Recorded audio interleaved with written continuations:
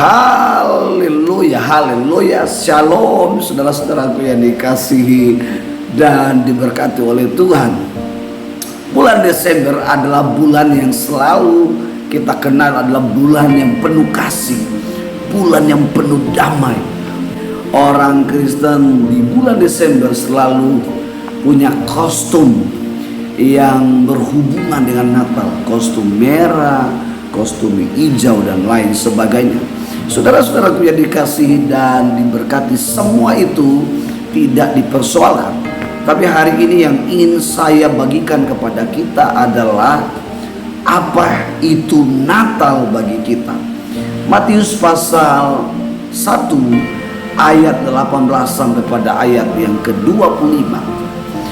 Ada dua tokoh di dalam cerita Alkitab ini adalah Maria dan Yusuf. Siapakah Maria? Ayat 18 dikatakan, maka didapatilah Maria mengandung dari Roh Kudus. Artinya Maria adalah gambaran tentang orang Kristen, gambaran tentang orang percaya. Sehingga Yesus atau Allah memilih untuk memberikan anugerah kepada Maria. Dalam kitab Lukas dikatakan Maria mendapatkan anugerah di hadapan Allah atau kasih karunia. Tetapi saudara-saudara, Yusuf di ayat 19 dikatakan karena dia seorang yang benar dan dia diam-diam ingin menceraikan Maria. Nah, Yusuf adalah gambaran tentang orang-orang berdosa seperti saya dan saudara. Nah, Bapak Ibu saudara-saudara yang dikasihi dan diberkati oleh Tuhan, ayat 21, 22, 23, saudara-saudara, ini adalah kunci atau makna dari Natal itu. Dikatakan dia adalah Immanuel, yang berarti Allah beserta kita. Nah, saudara-saudaraku, makna Natal yang saya ingin sampaikan kepada kita adalah Immanuel. Saudara, Allah tidak hanya datang untuk menyelesaikan dosa manusia, tetapi Allah datang ke dalam dunia. Dia tinggal bersama-sama dengan kita. Allah ingin tinggal di antara kita supaya apa? Supaya kita dijagai oleh Allah, tidak akan jatuh ke dalam dosa. Supaya kita disertai oleh Allah, supaya kita tidak akan gagal lagi hidup dalam rancangannya. Itu sebabnya dikatakan dialah Immanuel, Allah beserta kita. Bapa, Putra dan Roh Kudus tinggal di antara kita. Yohanes 1 ayat 14 dikatakan firman itu telah menjadi manusia dan tinggal di antara kita, diam di antara kita, dan kemuliaan itu diam di antara kita. Saudara-saudaraku yang dikasihi dan diberkati oleh Tuhan, sebagai orang percaya seperti apa yang dialami Maria, Maria tidak hanya didapati mengandung Roh Kudus, tetapi Maria dinaungi oleh kuasa Allah. Di dalam Lukas pasal 2, orang percaya yang pertama, selain dia hidup oleh karena anugerah Tuhan, dia dipenuhi, dia disertai oleh kuasa Roh Kudus. Itu sebabnya Maria mengatakan, sesungguhnya aku ini adalah hamba Tuhan.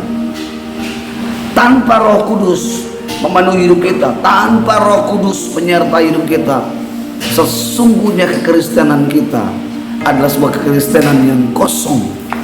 Seperti yang Yusuf alami, dia benar bukan dalam pola kerajaan Allah, tapi benar menurut dalam pandangan dia.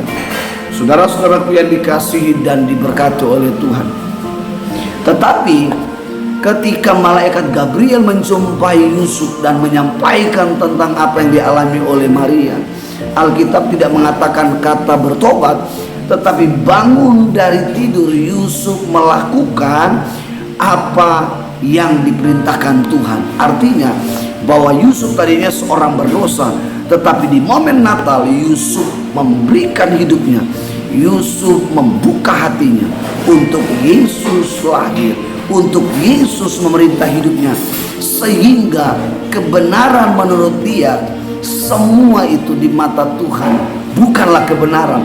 Dan akhirnya Yusuf menghidupi pola kerajaan Allah, Yusuf menghidupi firman Allah, Alkitab katakan dia melakukan itu seperti yang disampaikan oleh Tuhan kepada malaikat Gabriel. Saudara-saudaraku yang dikasihi dan diberkati oleh Tuhan, mungkin di momen Natal ini saudara merenungkan tentang sesuatu yang terjadi di masa lampau saudara. Tapi hari ini saya mau tantang saudara-saudara. Mari izinkan hidupmu. Saya bisa ibaratkan hidup kita atau hati kita seperti palungan di mana Yesus lahir. Yesus memerintah di dalam hidup kita. Seperti apa yang dikatakan di dalam kitab Lukas, bahwa dia menjadi raja dan memerintah untuk selama-lamanya. Saya percaya kalau Yesus yang memerintah dalam hidup kita, Yesus yang menyertai hidup kita apapun tantangan di tahun 2024. Ingat janji firman Tuhan di dalam Mazmur 37 ayat 24 dikatakan, Tuhan menetapkan langkah-langkah orang benar, sekalipun ia jatuh tidak akan dibiarkan tergeletak, tapi tangan Tuhan menyertainya. Haleluya, haleluya. Saudara-saudaraku yang dikasihi dan diberkati oleh Tuhan, kalau Yesus ada dalam hidup kita, kalau Yesus yang memerintah dalam hidup kita, apapun yang saudara kerjakan, dia akan membuat saudara menjadi orang yang berhasil. Apapun tantangan yang saudara alami, kalau Tuhan Yesus yang menyertai saudara, percayalah saudara akan menjadi cakap untuk melakukan, menyelesaikan segala perkara-perkara di dalam dia. Tuhan Yesus memberkati. Selamat Natal dan selamat menyongsong tahun yang baru di 1 Januari 2024. Tuhan Yesus memberkati saudara-saudara. Amin.